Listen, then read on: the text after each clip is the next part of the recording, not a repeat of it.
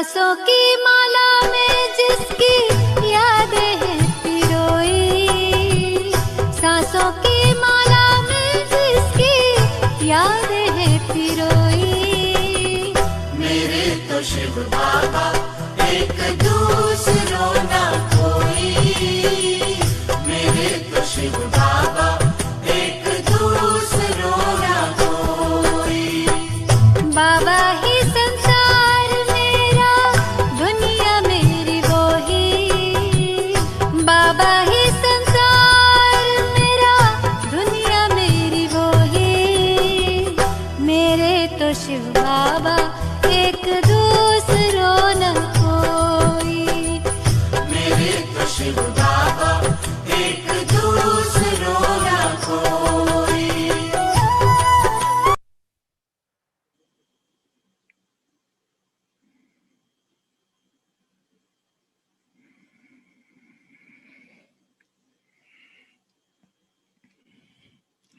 ओम शांति।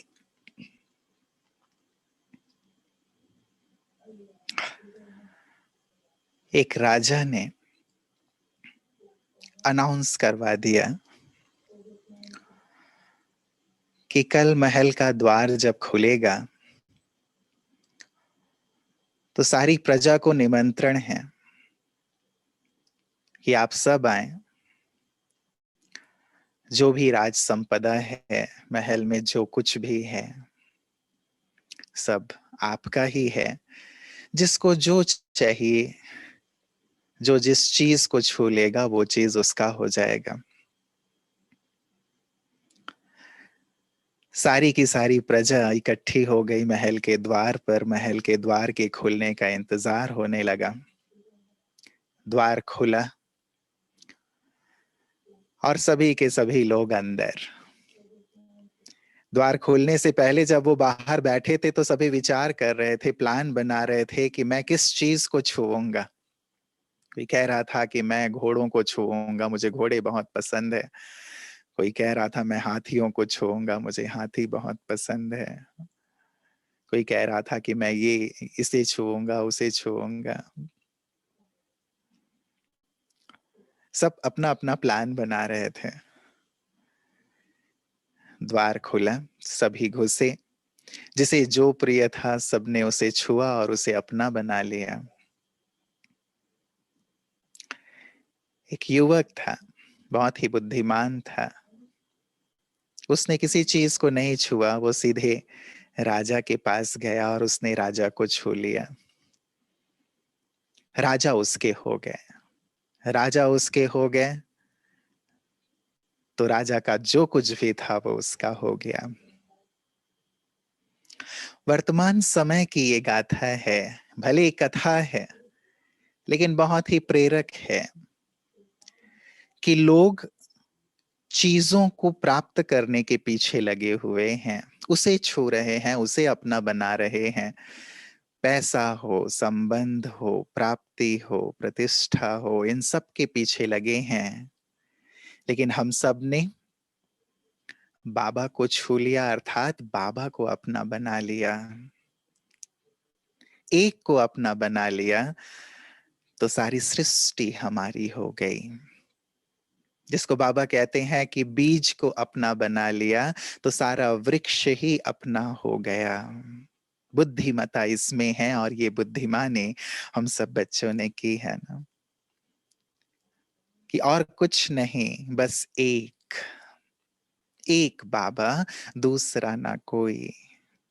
हमने भक्ति मार्ग में भी खूब पुकारा था और यही कहा था कि प्रभु जब आप आएंगे तो हम सब कुछ छोड़कर आपके हो जाएंगे, आप पर न्यौछावर हो जाएंगे, आप पर कुर्बान हो जाएंगे।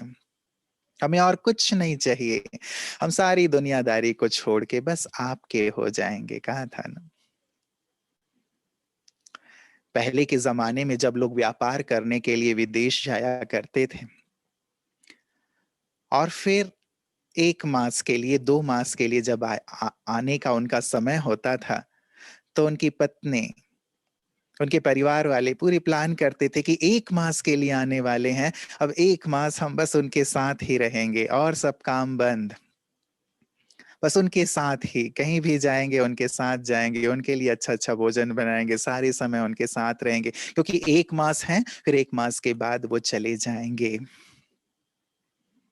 बाबा भी हमारे साथ ऐसे ही मेहमान बनकर आए हैं ना, हमारे अपने हैं लेकिन थोड़ी समय के लिए आए हैं। जैसे वो पत्नी, वो प्रेयसी एक प्लान करती थी कि अब 1 मास को मुझे कैसे उनके साथ बिताना है, बस उनके साथ और कोई नहीं, बाकी सब कार्य तो बाद में हो जाएंगे, लेकिन वो 1 मास है, 1 मास के बाद चले जाएंगे। बाबा भी ऐसे ही थोड़े समय के लिए हमारे पास हैं, फिर वो चले जाएंगे। सारे कल्प सब कुछ होगा, लेकिन वो परम प्रियतम, वो हमारे प्राणेश्वर नहीं होंगे। तो अब बुद्धिमता तो हमने की है, उस बुद्धिमता को बहुत अच्छी तरह से और गहराई में ले जाते हुए बस एक को ही जीवन में समा लें। वायदा भी हमारा यही है उनसे, तुझ संग खाऊं, तुझ संग खेलूं, तुझ संग बैठूं, तुझ संग हर कर्म करूं, बस तू ही तू रहे। वायदा है ना हम सबका। अब हमें ये देखना है कि हम इस वायदे में कितने पक्के हैं। वायदा करना आसान होता है, वायदे को निभाना उतना आसान नहीं होता। हमें इस भट्ठी में बहुत गहराई से अपने आप को देखना है, ऑनेस्टली। पुरुषार्थ ऑनेस्टी का है, क्योंकि जो करता है वही प्राप्त करता है, और जो चला देता है वो फिर वैसे ही चल पड़ता है। अपने पद से भी चलता बनता है, अपने भाग्य से ही चलता बनता है, इसलिए चलाएंगे नहीं। बहुत ऑनेस्टली देखें सचमुच इस वायदे को हम कितना निभाते हैं। वो एक ही रहता है, तुझ संग खाऊं, खाऊं उसके साथ ही होता है। आज को ही देख लें, खाना उसके साथ ही हुआ, चल रहे हैं उसके साथ ही चल रहे हैं, बैठे हैं तो उनके साथ बैठे हैं। भले हम हर कार्य कर रहे हैं, अपनी सेवाओं में रत हैं, सुन भी रहे हैं, लेकिन क्या उनकी भी उपस्थिति है, या वो अलग और हम अलग? जब योग में बैठते हैं तब उनका साथ लेते हैं कि अब हम बाबा को याद करने जा रहे हैं। अब मैं योग में करने जा रहा हूं, मैं बाबा को याद करूंगा, तो इसका मतलब मैं अभी बाबा के साथ नहीं हूं, बाबा को याद नहीं कर रहा हूं ना। गहराई में उतरे हैं।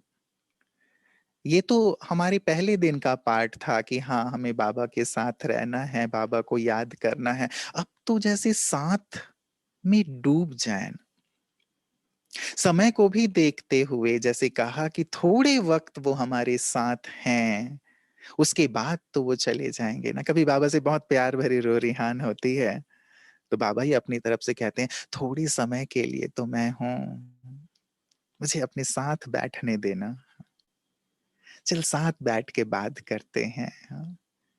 साथ बैठ के किसी चीज को करते हैं, साथ साथ रहते हैं। मैं थोड़ी समय के लिए तो हूं, फिर तो तुम सारे कल्प अपने पाठ में मस्त हो जाओगे, हाँ? मैं तुम्हारे साथ रहना चाहता हूँ, तुम्हें देखना चाहता हूँ, तुमसे बात करना चाहता हूँ, तुम्हारे हर कर्म में तुम्हारे अंग संग रहना चाहता हूँ। वो कह रहे हैं, वो ऑफर दे रहे हैं। मैं कहीं और तो व्यस्त नहीं हूं। तो हमें एक व्रता, नन बट वन, एक रहे वो। अपने ज्ञान के शुरुआती दिनों को हम देखें, जब ज्ञान में आए, क्या स्थिति थी हमारी, क्या अवस्था थी? पाना था सो पा लिया, अब और कुछ नहीं चाहिए, मस्त हो गए, मग्न हो गए, हाँ। सारी दुनिया जिसे ढूंढ रही है हमने उसको पा लिया, हमने सत्य ज्ञान को पा लिया, प्रभु को पा लिया, हाँ। क्या नशा, क्या खुमारी, हाँ? याद करें वो दिन कैसे थे। चलिए थोड़ी समय के लिए पहुंच जाएं आप, हर एक हम सबको याद है ना कि क्या थी वो स्थिति। चलिए फ्लैशबैक में चलते हैं। जब ज्ञान मिला, कहाँ मिला? जब पहली बार हम सेंटर पे आए, वो कैसी खुशी थी। बाबा के कमरे में बैठे, वो कैसा आनंद था। जैसे जैसे ज्ञान मिलता चला गया, कैसे हम नशे में बिल्कुल उतरते चले गए कि वाह, अब तक तो हमें कुछ पता ही नहीं था। कितना आनंद है, कितना रस है। हम जैसे खो से गए, दुनिया को भूल से गए, बाहर का खाना पीना छोड़ दिया, टीवी फिल्में छोड़ दी, संगी साथियों को छोड़ दिया, सहज रूप से सब छूटते चले गए। बस भगवान को पा लिया। वो अब जो कहेंगे वो हम करेंगे। नशा, स्थिति, उठते बैठते, पहुंचे जरा देखें उन दिनों को, उठते बैठते चलते फिरते खाते पीते एकदम जैसे डूबे हुए से हैं। लोग भी कह रहे हैं कि क्या हो गया है इनको। एक अलौकिक नूर दिखाई दे रहा है।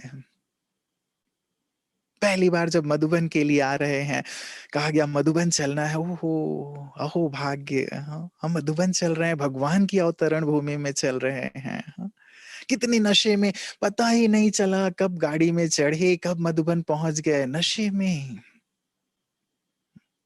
जिससे भी बात कर रहे हैं बस बाबा की ही चर्चा कर रहे हैं, कोई इधर उधर की नहीं, कोई संसार समाचार नहीं, कोई सरकार की बातें नहीं कि क्या हो रहा है, न्यूज क्या है, नथिंग। अरे ये सब छोड़ो, भगवान, भगवान क्या कह रहा है वो सुनो, वो आया हुआ है।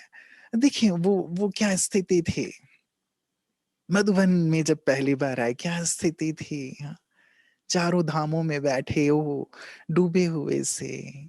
बाबा जब आने वाले थे, डायमंड हॉल में बैठे या ओम शांति भवन में बैठे, मेडिटेशन हॉल में बैठे या हिस्ट्री हॉल में बैठे, जब भी पहली बार आए, क्या लगन, क्या निष्ठा, क्या प्यार, डूबे हुए से। संसार से कुछ नहीं चाहिए, ना धन चाहिए, ना मान चाहिए, ना सम्मान चाहिए, किसी से कुछ नहीं चाहिए। बस जो चाहिए था वो मिल गया। थी ऐसी स्थिति, डूबे हुए से ना। अपने उस चित्र को तो देखें, कैसा था वो। अब 5 साल के बाद, 10 साल के बाद, 20 साल, 25 साल के बाद, वो लगन और कितनी गहन होती जानी चाहिए, वो प्यार में और कितने डूबे हुए होने चाहिए थे, कितने मस्त होने चाहिए थे। लेकिन क्या ऐसी स्थिति है, एक व्रता के बजाय हम कहीं बहुव्रता तो नहीं हो गए चलते चलते। वो एक तो है, लेकिन उस एक के साथ और अनेक चीजें तो नहीं जुड़ गई। उस समय और कुछ नहीं था, कुछ नहीं चाहिए था, नो चाहना, नो एक्सपेक्टेशन, न दुनिया से न किसी से कुछ, एक, बस वो मिल गया। जो लेना है उससे लेना है, देखूं तो उससे देखूं, सुनूं तो उससे सुनूं, बोलूं तो उससे बोलूं, और कुछ नहीं। लेकिन ज्ञान में जैसे जैसे हम आगे बढ़ते गए, अब हमें चेक करना है, इस बात को चेक करना कि वो गहराई और आनी थी ना, वो प्यार में और डूबना था ना, वो नशे की स्थिति, वो हमारी संपन्नता संपूर्णता तो हो जानी थी ना। लेकिन कहां निकल गए। बहुमुखी वो अच्छा है, प्रतिभा के धनी हम बनते जाएं वो अच्छा है, लेकिन ये जो बहुव्रता स्थिति है वो ना हो। एक को पाकर हमने सब छोड़ दिया था, अब सब कुछ पाने के लिए एक को तो नहीं छोड़ रहे हैं। ये हमें देखना है कि नहीं, ये भी तो चाहिए, ये भी तो जरूरी है, ये भी तो आवश्यक है। क्या एक के साथ रह करके वो चीजें नहीं पाई जा सकती। कहीं हम खुद ही तो समझौता कर लेते हैं ना, तब तो वो एक छूट जाता है। वो हमें देखना है कि कैसे अब हम पुनः एक व्रता हो जाएं, क्योंकि यही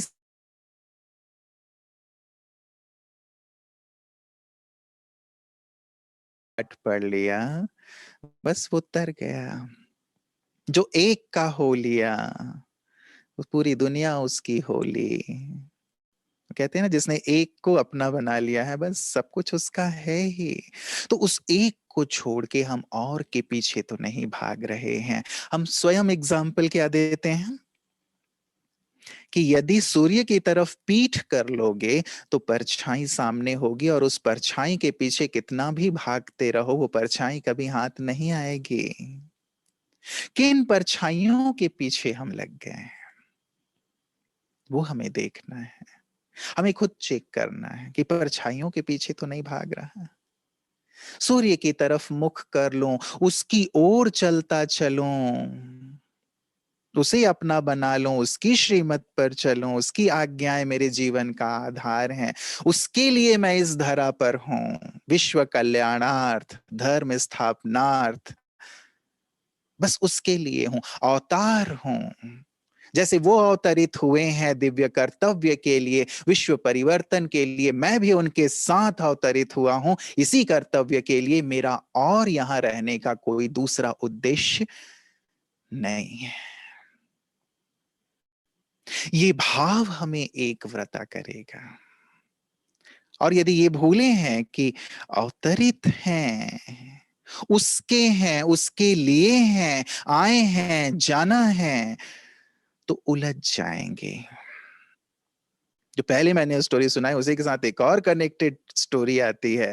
वो यही कि राजा ने ये कहा कि ठीक है, जो पहले मेरे दर्शन कर लेगा उसे मैं अपना उत्तराधिकारी बना दूंगा, सब कुछ सौंप दूंगा, लेकिन राज्य की सारी संपदा भी रखी रहेगी, जिसको जो चाहिए वो ले जाए। 9 से 12 बजे तक का समय है, 12 बजे के बाद सबसे छीन लिया जाएगा, बाहर कर दिया जाएगा। सारी प्रजा घुसी, कोई खाने पीने में लग गई क्योंकि 56 प्रकार का व्यंजन रखा हुआ था, कोई वस्त्र आभूषण पहनने में लग गए, कोई अपनी झोलियां धन से भरने में लग गए, सुंदर नर्तकियां नृत्य कर रही हैं वो करने में लग गए, भूल ही गए कि किस लिए आए थे। ये भूल गए कि राजा के पास जाना था, राजा के दर्शन करने थे, राजा को छूना था, और राजा फिर हमें अपना उत्तराधिकारी बनाने वाले थे। ये भूल ही गए और लग गए। आए थे हरि भजन को, ओटन लगे कपास। हम बाबा के पास क्यों आए थे? क्यों आए थे? प्रश्न पूछना है अपने आप से, अपने आप को दिव्य बनाने, संपूर्ण बनाने, बस भगवान के साथ रहने, वो जो कहे वो करने, समर्पित भाव से आए थे ना, कि प्रभु हमने देख लिया संसार को, बस आप ही हैं जो हमारा कल्याण करने वाले, अब आप जैसा कहेंगे हम वही करेंगे। और आपने ही जो कहा उसके आदेशानुसार हम शरण में आ गए। सर्वधर्मानि परित्यज्य, सब धर्मों को छोड़कर, सब दीवारें छोड़कर आ गए आपके पास। अब आप जो कहेंगे वो करेंगे। और बाबा ने लक्ष्य दिया, बस तुम्हें संपन्न संपूर्ण बनना है, घर चलना है, मेरे समान बनना है। हम वही कर रहे हैं, उस एक के बनकर, इस एक लक्ष्य को लेकर, या अनेक लक्ष्य बन गए। अब फिर से यदि हमें एक व्रता होना है तो एक को ही संसार बनाना होगा। हम गाते हैं, सभी गाते हैं, सुनते भी हैं, बाबा मेरा संसार है, बाबा मेरा संसार है, गाते भी हैं कि आप ही संसार हो और कोई है ही नहीं। लेकिन बाबा ही संसार है, या संसार से बाहर भी निकल के हम चक्कर लगाते हैं? संसार है तो संसार में सब कुछ है, बाबा कहते हैं। संसार से बाहर तो कुछ है ही नहीं। इस संसार में क्या है? पहली बात, संबंध।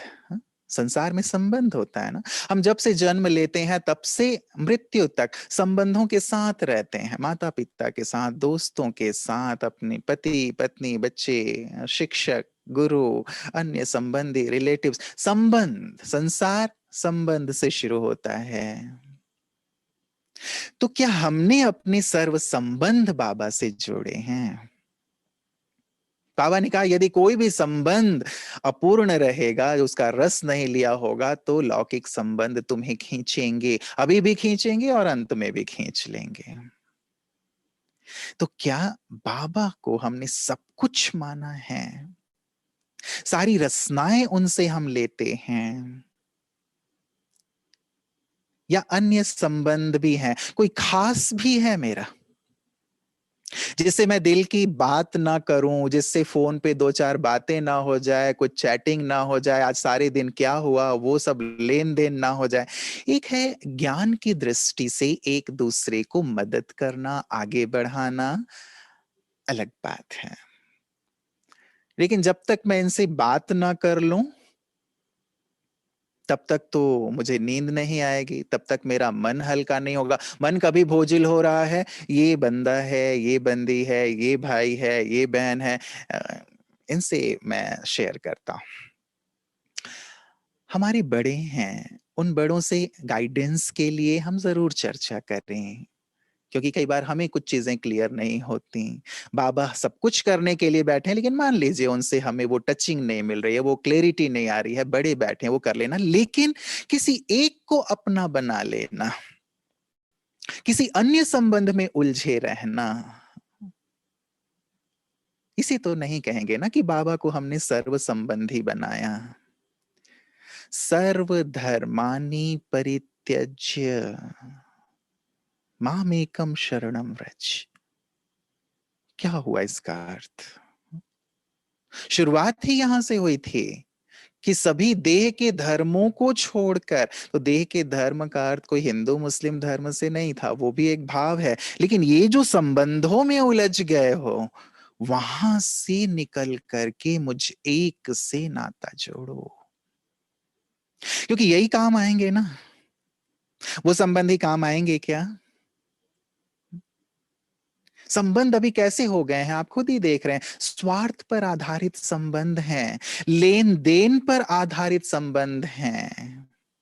हमें उनके साथ रहना है, कमल पुष्प के समान रहना है, उनका कल्याण करना है, हम उनकी सेवा के लिए हैं, ये भाव बाबा ने हमें दिया। इसलिए कहा अवतरित हुए हैं यहां, इस घर में भी, इस सेंटर पे भी, इस स्थान पे मैं अवतार हूं, कल्याण के लिए हूं, उद्धार के लिए हूं, उनके साथ उलझने के लिए नहीं हूं, उनमें फंसने के लिए नहीं हूं, लेकिन उन फंसो हुओं को निकालने के लिए हूं। ये मेरा भाव है, इस भाव से करना है ना।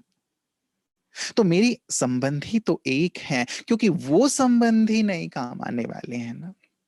जो खुद दलदल में है वो दूसरों को कैसे दलदल से निकालेगा, जो खुद दुखी है वो कैसे सुख देगा। वो सभी दुखी हैं, परेशान है, अशांत है ना। हमें ज्ञान मिला है तो हमें उन्हें निकालना है। और जो ये सोच लेते हैं कि ये काम आने वाले हैं, वो केवल शमशान तक ही साथ देने वाले हैं।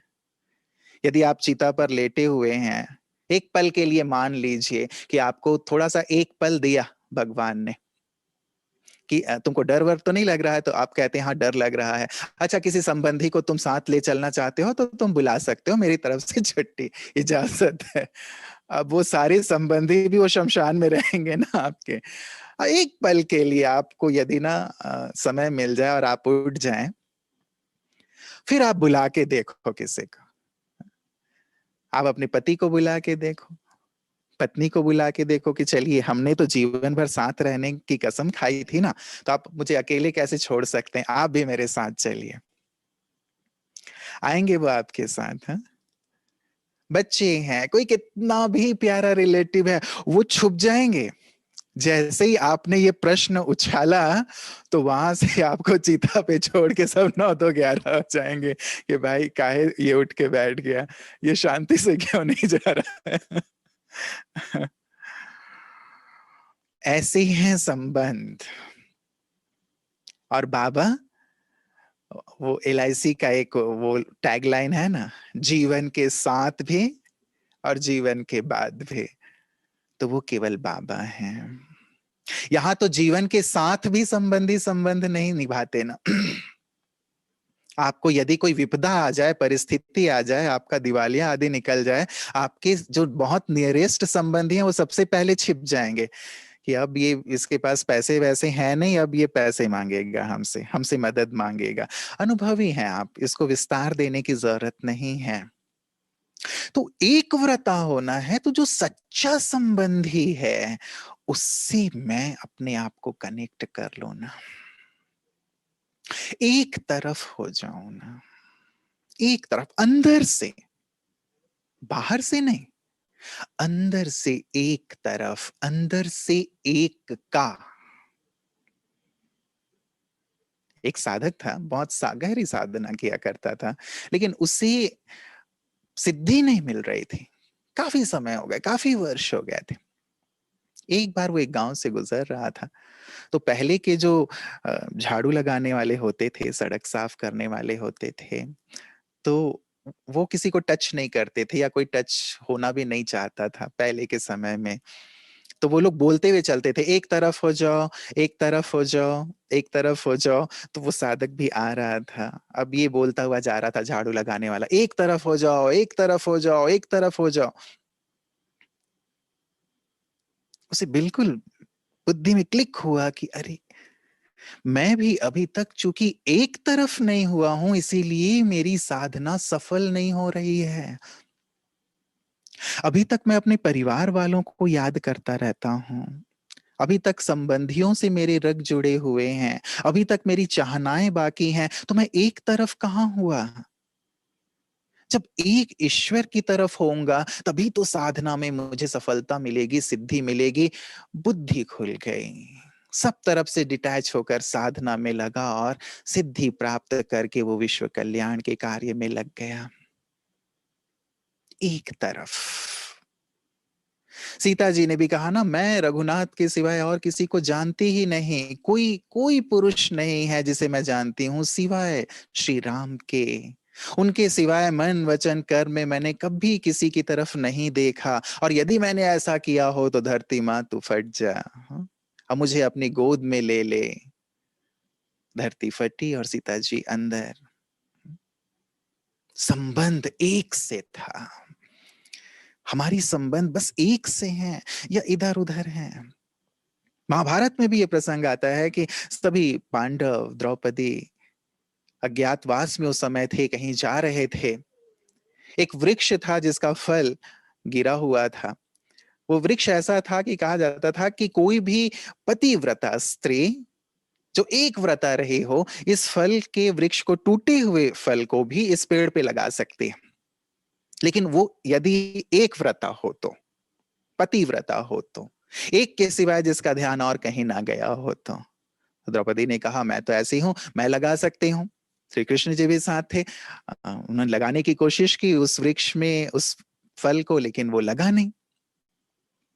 द्रौपदी जी बड़ी आश्चर्यचकित हुई, मैंने तो कभी किसी और के बारे में सोचा नहीं, केवल मेरे पति ही मेरे परमेश्वर हैं, ये मान के मैं चली हूं। उन्होंने श्री कृष्ण से पूछा कि आप इसका राज बताइए। तो उन्होंने बताया कि तुम याद करो, एक बार तुम अपने महल की छत पे खड़ी हुई थी और नीचे से अपने रथ में सवार होकर के कर्ण उजर से गुजर रहे थे। सूर्य पुत्र, उनका तेज ओज बहुत जबरदस्त था, और उनके तेज को देखकर, उनके व्यक्तित्व को देख करके तुम्हारे मन में उनके लिए आकर्षण का भाव पैदा हुआ। वाह, कितना महान योद्धा है, कितना वीर है, कितना तेजस्वी है। यहां तुम्हारा जो एक व्रत था वो टूटा। कितनी सूक्ष्मता है ना, मन से हम कहां कहां चले जाते हैं, और कितनी सूक्ष्मता से शास्त्रों में इसका वर्णन है। एक व्रता क्या होता है, ऐसे एक कि मन में कोई और नहीं। अब हम देखें कि कहीं और तो नहीं जा रहा है मन, हाँ? उसे ना भटकाएं, उसे बहुव्रता ना बनाएं, यहां वहां ना भागने दें। संबंध मेरा बस एक से एक, बाबा मेरा संसार हो। संबंध जोड़ लिया है, अब उसे निभाएं भी बहुत अच्छी तरह से। प्रीत ना, दूसरी जो बात आती है संसार में संबंध के साथ, स्नेह। संबंधों में यदि स्नेह नहीं है तो फिर एक व्रता रहना मुश्किल हो जाता है, क्योंकि आत्मा को स्नेह ही तो चाहिए ना। इसलिए बाबा 4 शब्द बहुत अच्छा बोलते हैं, प्रीत, मीत, गीत और रीत। प्रीत प्यार है अपने मीत से, तो उसी के ही गीत गाते रहते हैं, उस एक में ही मगन रहते हैं। और रीत, जो वो रीत कह रहा है, जिसके अनुसार चलने को कह रहा है कि तुम्हें ये करना है तो वही करते हैं, ये नहीं करना है तो नहीं करते। यदि प्रीत है मीत से तो गीत भी गाएंगे और वो जो रास्ता दिखाएगा उस पे चलेंगे। तो क्या संबंधों में ऐसा प्रगाढ़ स्नेह है? स्नेह हमारे इस जीवन का, ब्राह्मण जीवन का आधार है। स्नेह ही सर्व प्राप्तियां कराने वाला है। बाबा कहते हैं लव ही लक के लॉक की है। एक के प्यार में डूब जाना ही संपूर्ण ज्ञान और सहज राजयोग है। कितनी गहन परिभाषा है। एक के प्यार में डूब जाना संपूर्ण ज्ञान है। स्नेह ऐसा है उस एक से, क्योंकि यदि स्नेह की अनुभूति नहीं होगी एक से, इन सब संबंधों से, तब फिर बहुव्रता बनने के चांसेस हो जाते हैं। हम उस एक से लें, वो देने के लिए तैयार हैं। क्या हम विधि पूर्वक लेते हैं? वो अशरीरी है, निराकार है, हमें निराकार बनना होगा। जब तक देह में है, इससे जुड़े हुए हैं, तो उसके उस प्रेम की फीलिंग नहीं होगी। हम जब सेंटर पे आए तो कैसे हमने ज्ञान की शुरुआत की, हमारी दीदियों ने कितना प्यार बरसाया। ज्ञान कुछ समझा ही नहीं किसी ने। 99% होंगे मैं समझता हूँ, ज्ञान बाद में। प्यार, स्नेह, शुद्ध स्नेह, कि ऐसा प्यार तो हमने कहीं देखा ही नहीं। जितने प्यार से हमारी बहनें मिलती हैं, जितने प्यार से हमें ज्ञान सुनाती हैं। ठीक है, ज्ञान हम बाद में, कुछ चीजों में तर्क वितर्क भी रहा हो, कोई बात नहीं, लेकिन स्नेह के आगे सब। बाबा कहते हैं स्नेह तो पत्थर को भी मोम कर देता है। स्नेह, प्यार, कितना प्यार है मेरा बाबा से। प्यार ना, बाबा ने कहा है जहां मोहब्बत है वहां मेहनत नहीं होती एक व्रता रहने में। और यदि हमें मेहनत करनी पड़ रही है तो जरूर हमारी मोहब्बत और जगहों पर है। हम चेक करें कि क्या अन्य संबंधों में, अन्य सांसारिक प्राप्तियों में, संसार बाबा को कह रहे हैं, लेकिन अन्य सांसारिक प्राप्तियों में तो मेरी मेरी मोहब्बत नहीं है, मेरा लगाव नहीं है, मेरा अटैचमेंट नहीं है। यदि वहां होगा तो फिर यहां प्यार की अनुभूति नहीं होगी। प्यार एक से होता है, दो चार से नहीं। इसलिए कहते हैं अपने दिल में ना आप चेयर रखो, कुर्सी रखो, सोफा सेट मत रखो। कुर्सी रखोगे तो फिर एक ही बैठेगा, और सोफा रखोगे तो फिर हा? उसमें 4-5 लोग घुस के बैठ जाएंगे। इसीलिए वो सोफा सेट रिप्लेस करो अभी अपने हाथ से। एक सुंदर सा चेयर रखो और उस एक के लिए रखो। उसमें केवल बाबा बैठेंगे और कोई नहीं बैठेगा। वो रिजर्व है, उसको रिजर्व करके रखो। यहाँ कोई नहीं, सबसे मेरा प्यार है, लेकिन दिल में बस दिलाराम है, बस वो एक है। सोचिए ना, बाबा एग्जाम्पल देते हैं, हीर रांझा, लैला मजनू, उनका आपस में कितना प्यार था। विकारी प्यार नहीं था बाबा कहते हैं, लेकिन प्यार, उनका प्यार गायन योग्य हो गया। याद करते हैं लोग उनके प्यार को, भले वो देह से प्यार था, देह को ही देखते थे वो, विकार नहीं, लेकिन देह को देखना, एक दूसरे के साथ रहना और कुछ नहीं। मजनू को देखो, लोग पत्थर मार रहे हैं, मारते रहो, लेकिन मैं तो लैला को ही प्यार करूंगा। पत्थरों से भी कोई मतलब नहीं। हम ऐसे मजनू हैं, ऐसे दीवाने, ऐसे प्यार में पागल। वैसे पागल नहीं जो बाहर वाले होते हैं, ऐसे पागल जो पा लिया जो पाना था, और कुछ नहीं चाहिए, बस तुम। सीखें उनसे। आपने देखा होगा दो प्रेमी प्रेमिकाओं को, वो लोग एक दूसरे के साथ समय स्पेयर करना पसंद करते हैं ना। सारे दिन बगीचे में बैठे रहेंगे, सारे दिन सागर के किनारे बैठे रहेंगे, उन्हें दुनिया से कोई लेना देना नहीं। हम लोग कुछ साल पहले, मैं मुंबई गया था, हम लोग वही बीच पे टहल रहे थे, तो काफी समय बाद जब हम लोग काफी घूम घाम के भी आ गए, तो भी वो दो बैठे हुए हैं, उनको किसी से कोई मतलब नहीं है, बस आपस में है। बगीचे में देखो बैठे हुए हैं सुबह से शाम तक। हाँ? क्या बात कर रहे हैं पता नहीं। अब क्या बातें होंगी, सिंपल सी बातें होंगी जो बातें सारे दिन की होती हैं, लेकिन एक दूसरे के साथ रहना, एक दूसरे को देखना, एक दूसरे से शेयर करना अच्छा लगता है। सारी दिन वो साथ रह सकते हैं। हम सोचें, हम अपने परम प्रियतम के साथ सारे दिन नहीं रह सकते? वो प्रेमी प्रेमिका एक दूसरे के साथ रह सकते हैं, पत्थर खा सकते हैं।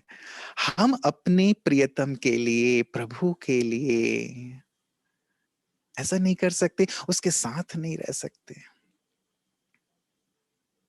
तब तो जरूर कहीं और प्यार बटा हुआ है ना, जहां मेरा ध्यान जा रहा है। हाथ काट दे, दिल करतार दे, बाबा ने कहा है। कर्म करने के लिए मना नहीं किया गया है, करो, सब कुछ करो, सेवा करो, व्यापार करो, जॉब करो, स्टडी करो, घर की संभाल करो, एवरीथिंग। लेकिन हाथ काट दे, दिल तो करतार दे रहे, वो समाया रहे, उसकी स्मृति में खोए खोए क्या हम नहीं कर सकते? गोप गोपिकाओं का गायन हमारा ही तो है ना। खोए हुए हैं, भोजन बना रहे हैं खोए खोए, पानी भर रहे हैं खोए खोए, डूबे डूबे। प्यार है, ऐसा प्यार, डीप प्यार मेरा है। वो मुझे सब कुछ दे रहे हैं, क्या मैं भी अपना सर्वस्व उन्हें अर्पित कर रहा हूं? भगवान अपना सारा प्यार, बाबा वैसे ये कहते हैं कि प्यार में सब पास हैं,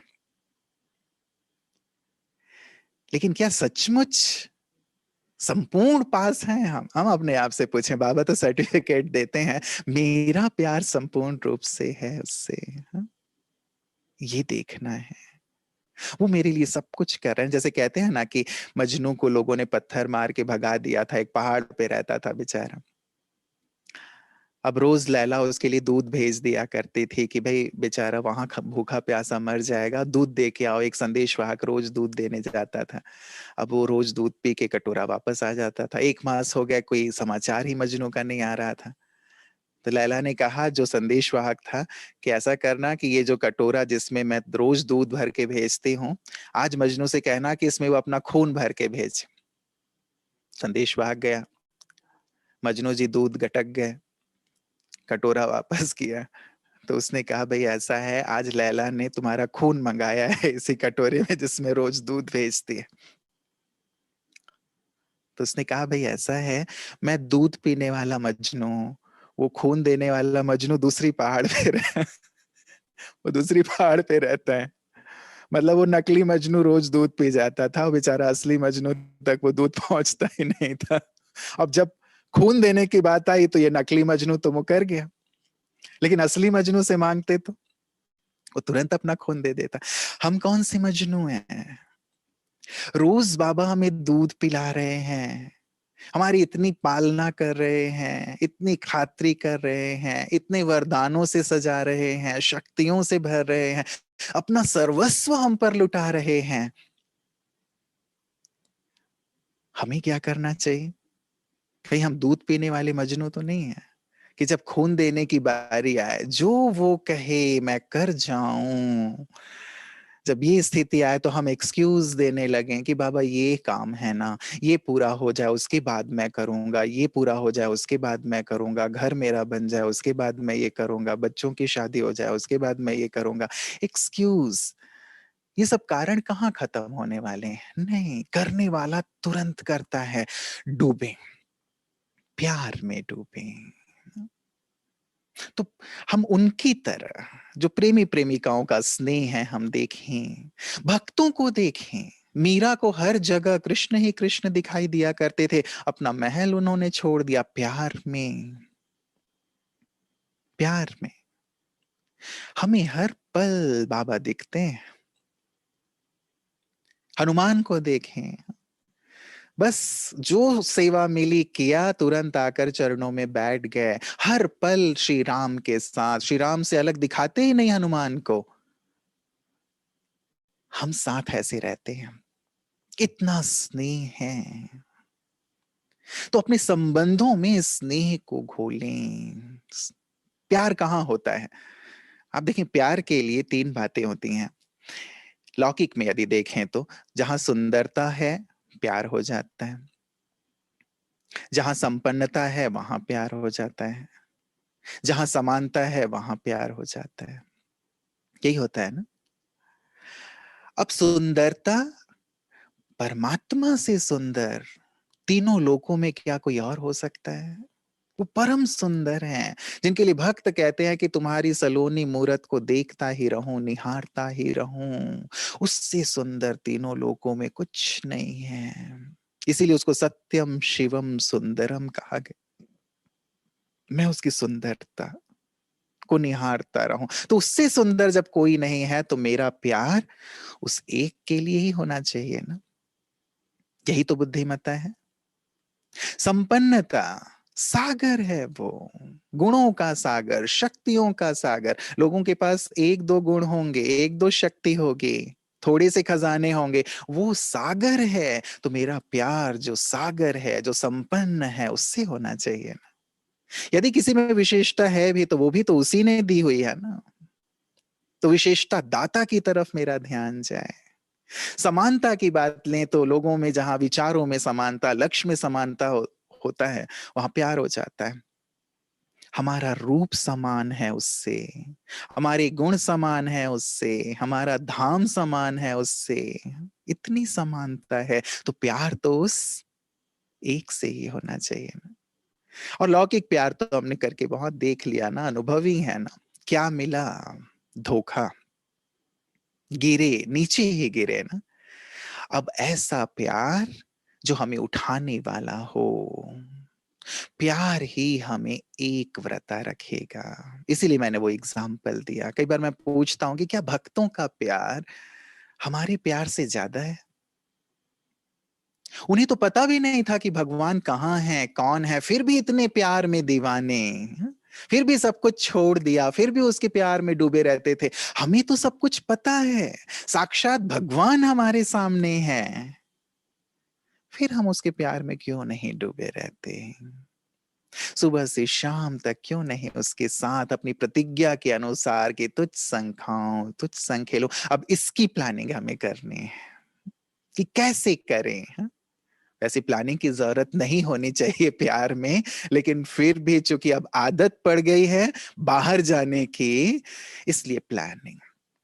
कैसे मैं उसके अंग संग रहूं, कैसे उसके प्यार में डूबा रहूं, ये हमें करना है। तो दूसरी बात जो है स्नेह, वो स्नेह हमें एक व्रता रखेगा। कहीं और यदि किसी का प्यार खींच रहा हो, माया भी तो बुलाती है ना, आजा आजा मेरे पास आजा। तो एक छोटा बच्चा कैसा होता है? एक छोटा बच्चा जो अपनी माँ की गोद में हो, आप उसे बुला के देखो कि आजा आजा मेरे पास, क्या करता है वो? अपनी माँ से और चिपक जाता है, अपनी माँ को छोड़ता नहीं, दूसरे के पास जाता नहीं। उस छोटे बच्चे से भी हम सीखें। हमें यहाँ कोई यदि बुलाता है प्यार से, हाँ, थोड़े से प्यार के दो शब्द बोल देता है, हाँ, थोड़ा सा कुछ और प्यार वाली चीजें दिखा देता है, तो हम वो जो हमारा परम पिता है, परम प्रियतम है, सब कुछ देने वाला है, उससे हम अलग हो जाते हैं, मन से, बुद्धि से, कभी तन से। क्या इसको बुद्धिमानी कहेंगे? ये तो हमेशा के लिए धोखा हो जाएगा ना। इसीलिए एक कैसे एक व्रता रहूं, स्नेह में कैसे समाया रहूं, इसके लिए इसकी खुद मुझे प्लानिंग करनी है, खुद अपनी अच्छी चेकिंग करनी है और एक में डुबा देना है। प्यार कैसे पैदा होता है?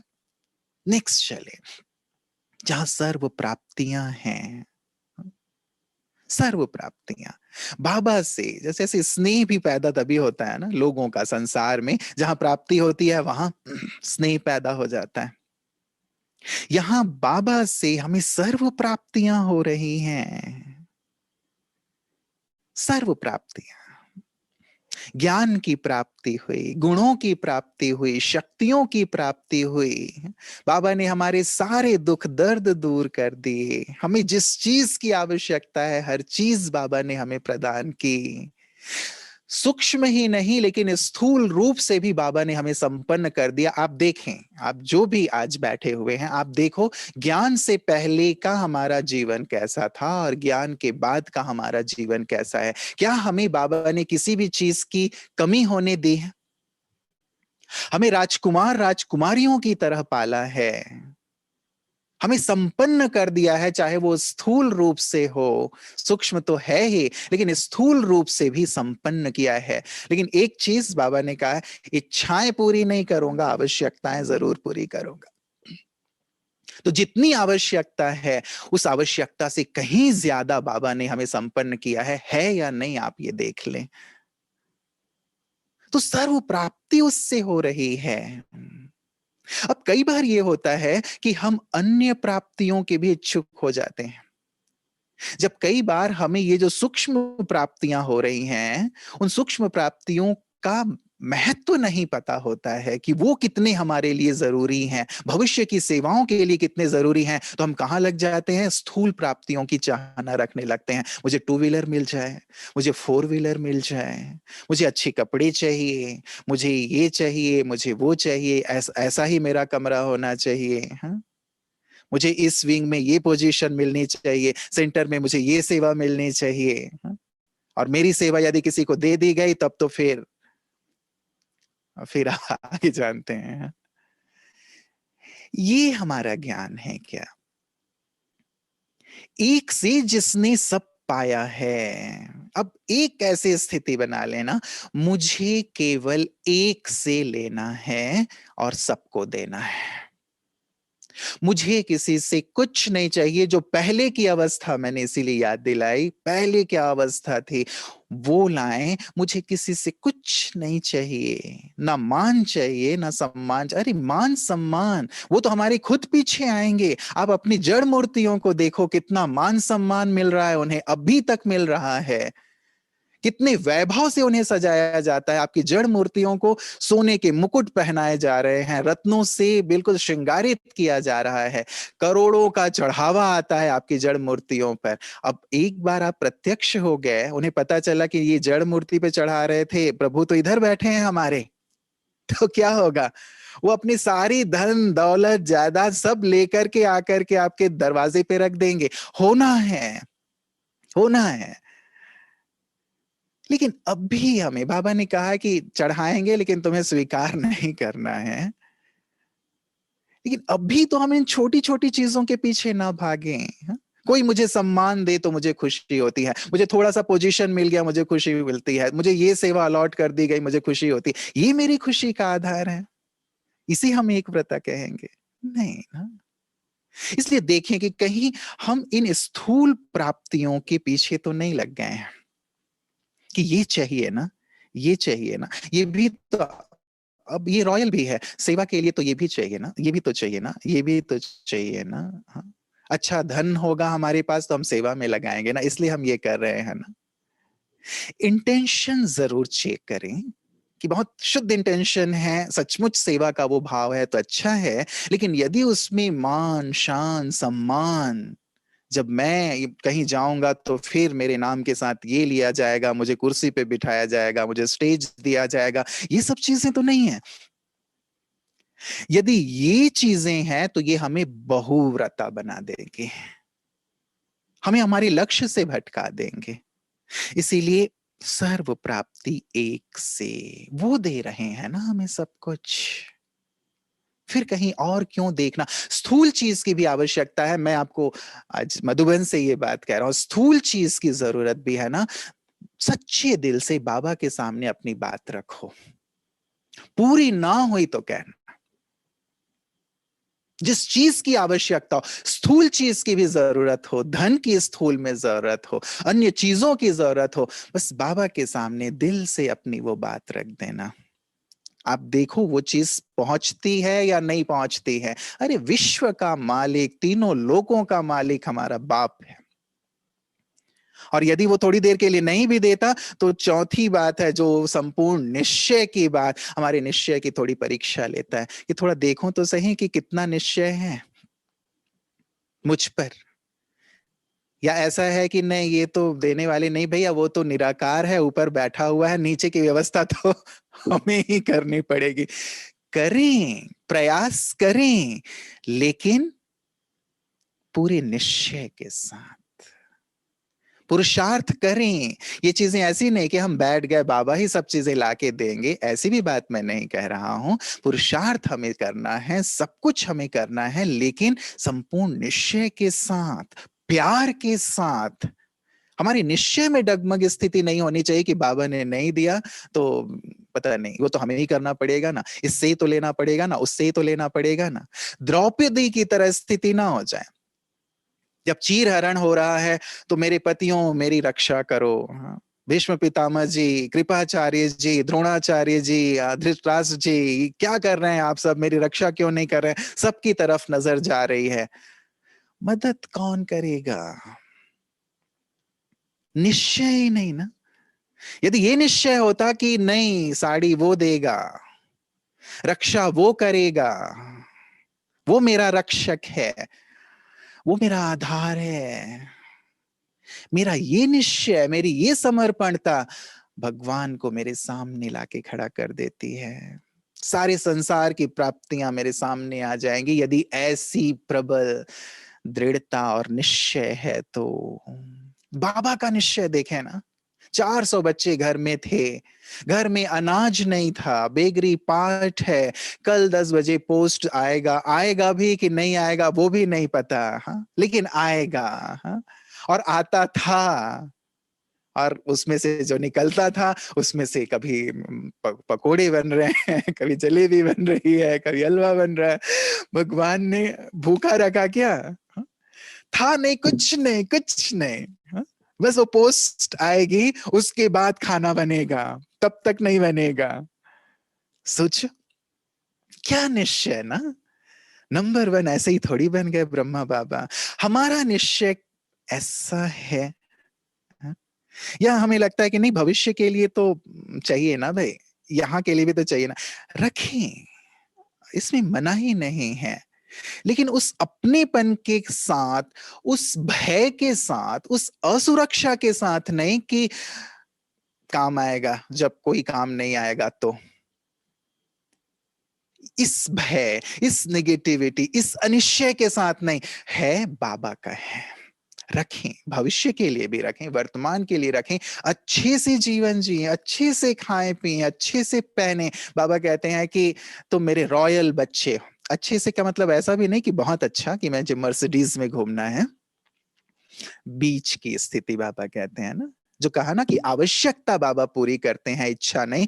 बीच वनवाह में हम हैं, बिल्कुल गरीब की स्थिति भी नहीं कि फटे पुराने कपड़े पहने हुए हैं, और बिल्कुल हाई फाई वाली स्थिति भी नहीं कि मुझे तो कोहनूर का हीरा ही चाहिए, वो भी नहीं। जैसे मास्क भी ना, कई लोग सोने का मास्क पहन पहन लेते हैं कि नहीं मैं तो सोने का मास्क पहनूंगा, तो ऐसी भी चीज नहीं।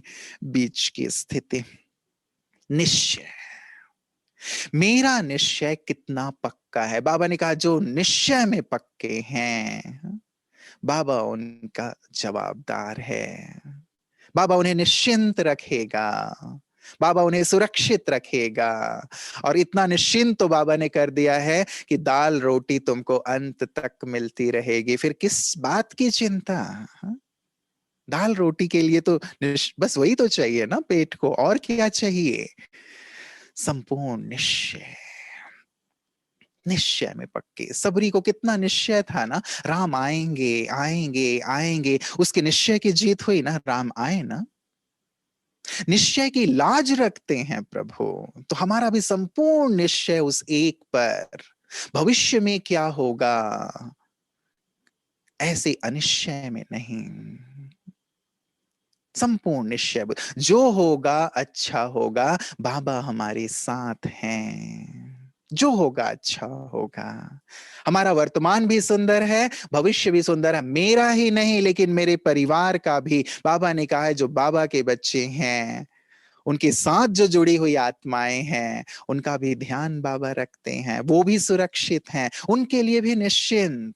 और इस भाव से रहे ना कि ये बाबा के हैं, ये परिवार बाबा का है, ये व्यापार बाबा का है, जो कुछ भी है सब बाबा का है। आप निश्चिंत, बोझ लेकर के हम क्यों चल रहे हैं? ये बोझ हमें एक व्रता नहीं रहने देता ना, चिंतित कर देता है, परेशान कर देता है, बोझिल कर देता है, समस्याओं से में उलझा देता है, मकड़ी की तरह उलझ जाते हैं और फिर बाहर नहीं निकल पाते।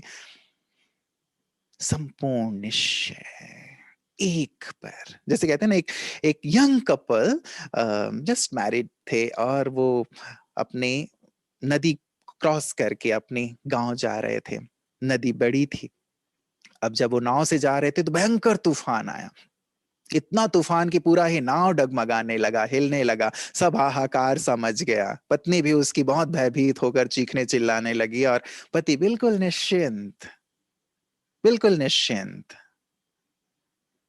तो पत्नी ने कहा, अरे सब चीख रहे हैं, पुकार रहे हैं, आप इतने निश्चिंत कैसे हैं? पति ने तुरंत म्यान से तलवार निकाली और उसके गले पे लगा दी। बोला, क्या तुम्हें डर लग रहा है? बोली, नहीं, मुझे निश्चय है कि आप मेरा अहित नहीं करेंगे, क्योंकि आप मुझसे प्यार करते हैं। तो उसने कहा कि मुझे भी ये पूरा निश्चय है कि प्रभु जो मेरे पिता हैं वो मेरा अहित नहीं होने देंगे, वो भी मुझसे बहुत प्यार करते हैं। ऐसा प्यार, ऐसी समर्पणता, ऐसा निश्चय जहां होगा वहां पे हम एक व्रता रह पाएंगे। ऐसी ऐसी निश्चय के साथ हम आगे बढ़ें और एकांत लें, केवल एक व्रता नहीं। एक का पाठ पक्का करना तो एकांत भी लें। एकांत का अर्थ ही बाबा ने हमें समझाया है, एक के अंत में खो जाना।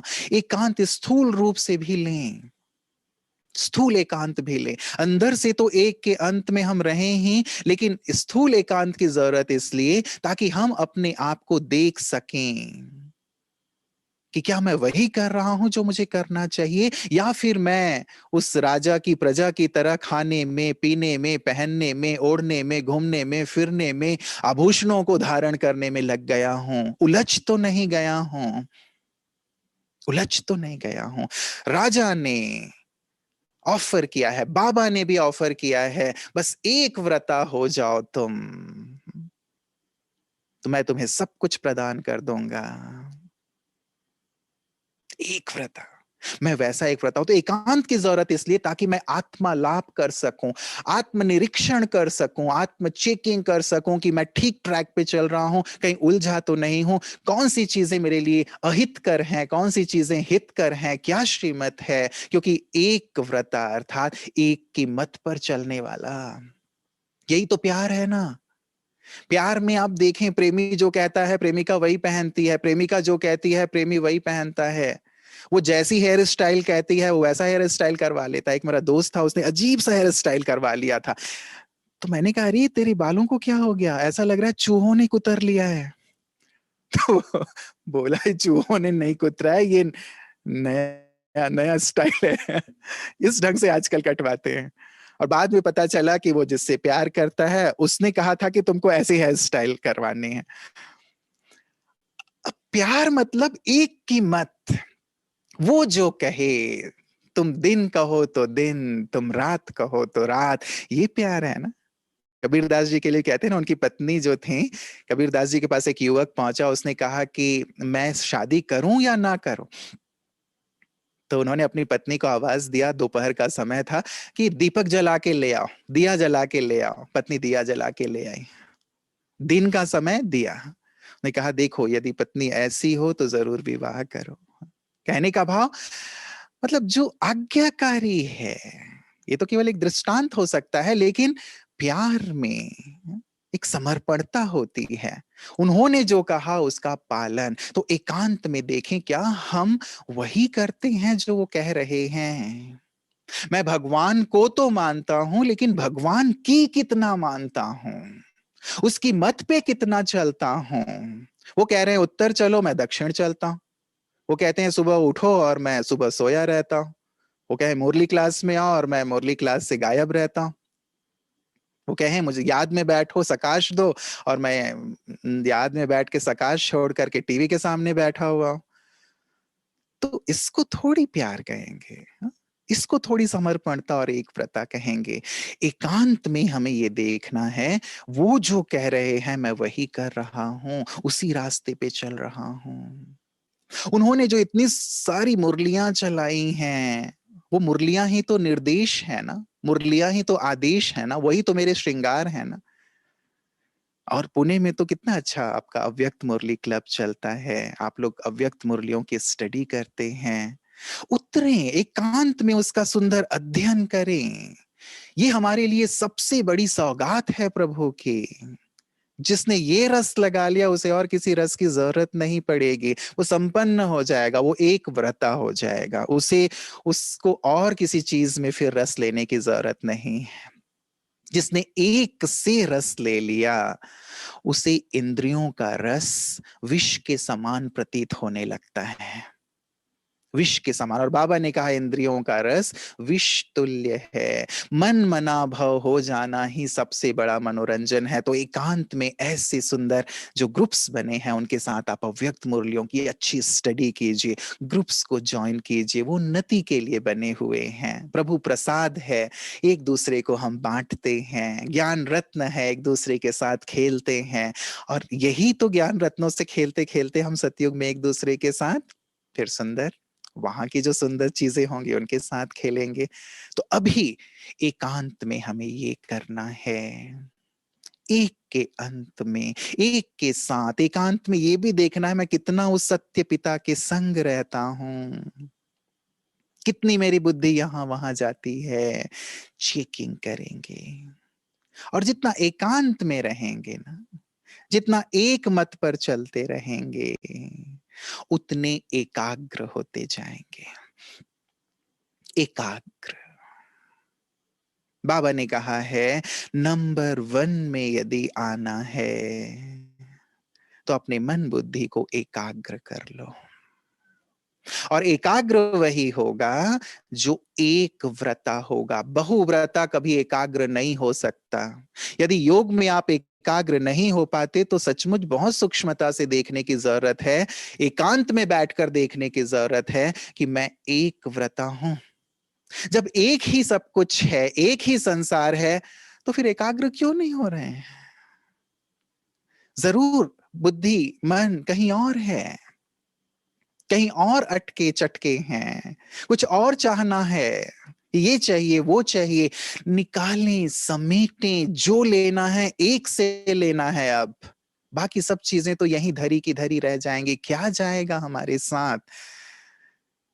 2 रोटी चाहिए, उससे ज्यादा बहुत विस्तार नहीं। इसीलिए एकाग्रता, एक व्रता से एकांत से हम एकाग्र करते चलें अपने आप को। बाबा ने कहा एकाग्रता चमत्कार करने वाली है। एकाग्रता से तुम दूर बैठे आत्माओं की आवाज सुन सकेंगे, उनकी मनोकामनाएं पूर्ण कर सकेंगे, जो चाहे उनको वो दे सकेंगे। हमारी योग की ये सर्वोच्च अवस्था है, सर्व सिद्धियां प्राप्त होती हैं इस एकाग्र स्थिति से। तो भविष्य की सेवाओं के लिए भी ये हमारे लिए बहुत बहुत आवश्यक हो जाएगा। और देखें ना कैसे एकाग्र, मम्मा को देखें, बाबा को देखें, उनके फोटो को, कैसे एकाग्र हैं। शंकर जी को देखें जब वो तपस्या में बैठे हैं, कैसे एकाग्र हैं, तल्लीन हैं। यहां मेरी एकाग्रता वैसी, किसी ने एक शब्द कुछ कहा, मेरा ध्यान तुरंत वहां चला गया। भक्ति मार्ग जैसी आदत कि मैं यहाँ अपने चप्पल गेट पे छोड़ के आया हूँ, अंदर मैं कीर्तन कर रहा हूँ और देख रहा हूँ कि मेरा चप्पल सुरक्षित है या नहीं है। इधर राम राम 2 बार कहा और उधर फिर से चप्पल को देखा, फिर इधर देखा, फिर अरे प्रभु वो चप्पल छोड़ो, इधर प्रभु पे तो ध्यान ध्यान दो। तो ऐसे मेरा ध्यान उस एक पे, ताकि बहुत गहराई से, वो कहते हैं ना, एक एक संत ने एकाग्रता की महत्ता ये बताते हैं कि एक संत एक गांव में पहुंचे, बारिश नहीं हुई थी। उन्होंने गांव वालों को कहा कि फलानी जगह पे आप यदि खोदेंगे तो पानी मिल जाएगा। गांव वाले वहां गए, उन्होंने खोदा, पानी नहीं निकला। दूसरी जगह खोदा, तीसरी जगह खोदा, चौथी जगह खोदा, 8-10 जगह खोद लिए, पानी नहीं मिला। वापस आए, बोले आपने कहा था वहां पानी मिलेगा। उन्होंने पूछा क्या किया? बोले ऐसा ऐसा किया। बोले अरे बुद्धिमानो, इतना जो 4-8-10 जगह गड्ढा किया, उससे अच्छा यदि एक ही जगह गड्ढा किया होता तो पानी ना निकल गया होता। हम भी यहाँ वहां इधर उधर गड्ढा करने की बजाय, यहाँ वहां घूमने की बजाय एक में तल्लीन हो जाएं, पानी मिलेगा, रत्न मिलेंगे। सारे कल्प के लिए हम समृद्ध हो जाएंगे, संपन्न हो जाएंगे, गुणवान बन जाएंगे, बुद्धिमान बन जाएंगे, चरित्रवान बन जाएंगे। हम जैसा कोई शक्तिशाली नहीं होगा। आधे कल्प तक बाबा कहते हैं तुम्हारी और कोई आंख उठा के नहीं देख पाएगा। ऐसी शक्ति, ऐसी स्थिति तुम्हारी मैं बना देता हूं। लेकिन एकाग्र तो हूं। कैसी है हमारी एकाग्रता? अपनी एकाग्रता को हमें बढ़ाते चलना है, एक व्रता होकर के। ठीक है ना? चलें थोड़ी देर हम सब एक व्रता होकर के, नन बट वन, बस एक। सामने वो हैं और सामने से मुझे ऑफर कर रहे हैं ना कि मेरे बच्चे मैं तुम्हारे लिए आया हूं। मैं तो इंतजार करता हूं कि कब तुम मेरे पास आओगे। मैं तो पूरी तरह तुम्हारे लिए खाली हूं। मैं तुम्हारे साथ बैठना चाहता हूं, तुम्हें देखना चाहता हूं, तुमसे बात करना चाहता हूं, क्योंकि 5000 साल के बाद तुम मिले हो। मैं तुमसे बहुत प्यार करता हूं, अपना सब कुछ तुम्हें देना चाहता हूं। मेरा सब कुछ तुम्हारे लिए है। पहुंच जाएं डायमंड हॉल में, देखें अव्यक्त बाप दादा सामने बैठे हैं और सामने बैठकर मुझसे बातें कर रहे हैं। मेरा संसार मेरे सामने।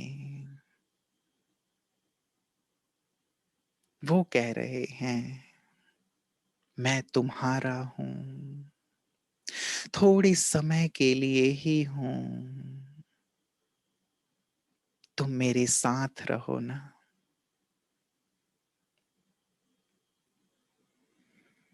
फिर तो मैं चला जाऊंगा और तुम इस खेल में सतयुग से कलयुग तक फिर से व्यस्त हो जाओगे। ये संबंधी तो सारे कल्प तुम्हारे साथ रहेंगे। ये वस्तुएं हमेशा तुम्हारे साथ रहेंगी। ये वैभव, सारी दुनिया का वैभव तुम्हारे पास रहेगा। तुम्हारे पास पद होगा, प्रतिष्ठा होगी, पैसे होंगे बच्चे, लेकिन मैं नहीं रहूंगा। देखें बाबा कितने प्यार से मेरी ओर देखते हुए मुझसे रूह रिहान कर रहे हैं।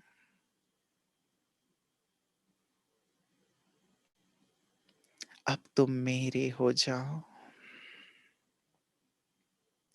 सर्व धर्मानि परित्यज्य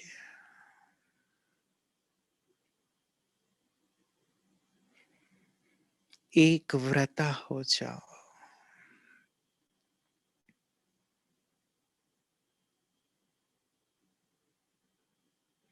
मैं सर्व संबंधों से तुम्हारा हूं। तुम सर्व संबंधों की रसना लो।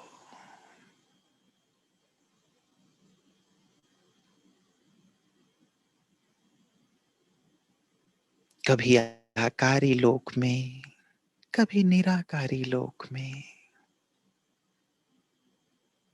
और कभी ऐसे ही साकारी लोक में जो तुम्हारी सुंदर स्मृतियां हैं ना। लेकिन निरंतर मेरे साथ रहो।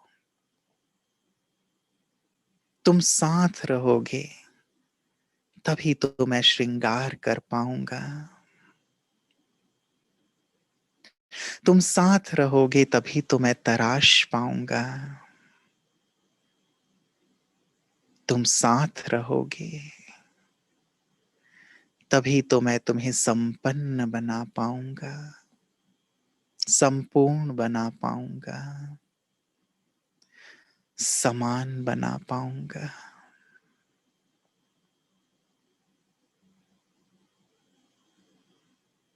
अब तुम मेरे साथ रहो ना। मुझे अपने साथ रहने दो ना। बाबा तुम्हारे साथ रहना चाहते हैं। तुम्हें इतना संपन्न कर देना चाहते हैं कि सारे कल्प तुम्हें किसी से कुछ मांगना ना पड़े। तुम्हें इतना गुणवान बना देना चाहते हैं जो सारे कल्प तुम गुणदान करते रहो। बाबा तुम्हें इतना चरित्रवान बना देना चाहते हैं कि तुम्हारे चरित्र का गायन हो। मैं तुम्हें इतना शक्तिशाली बना देना चाहता हूं कि कोई तुम्हारी ओर आंख उठाकर ना देख सके।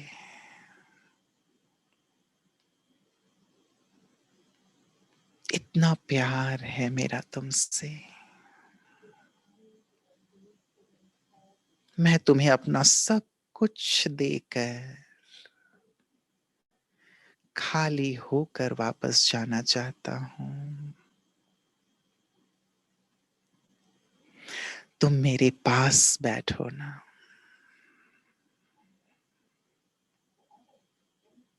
मुझसे सब कुछ ले लो ना। एक व्रता हो जाओ ना। बहुत भटक लिए ना। दुनिया देख लेना। क्या मिला? चारों तरफ से धोखा। तुम खाली हो गए। अब फिर से उस ओर ना देखो। मैं बस थोड़ी समय के लिए तुम्हारे साथ हूं। थोड़ी समय के लिए। इस थोड़ी समय में तुम एक एक पल, एक एक सेकंड, एक एक श्वास मेरे साथ बिताओ।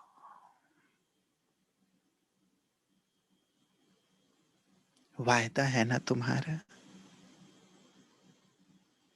कि बाबा आपको ही देखूं, आपसे ही सुनो, आपसे ही बात करूं, आपके ही पद चिन्हों पर चलूं, आपका ही आज्ञाकारी होकर रहूं। बस आंख खुले तो भी आप सामने, आंख बंद हो तो भी आप सामने। साथ वायदा है ना। अपने वायदे में दृढ़ हो जाओ।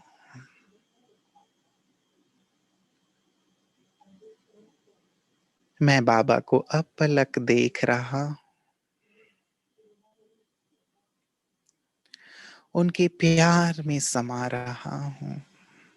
ओ बाबा,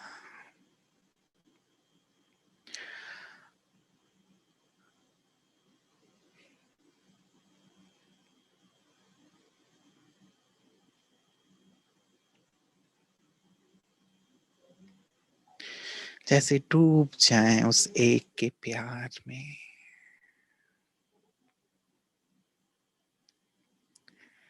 बस मैं और मेरा बाबा। संकल्प ले लें, बस मैं एक व्रता होकर रहूंगा, आपके प्यार में समाया रहूंगा।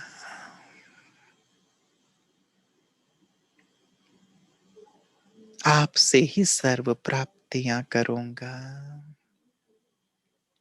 आपको ही देखूंगा, आपसे ही बोलूंगा। चलें समा जाएं प्यारे बाबा की गोद में, डायमंड हॉल में, अव्यक्त बाबा के सम्मुख, बाबा की गोद में, बाबा से दृष्टि लेते हुए। एक बाबा, नन बट वन।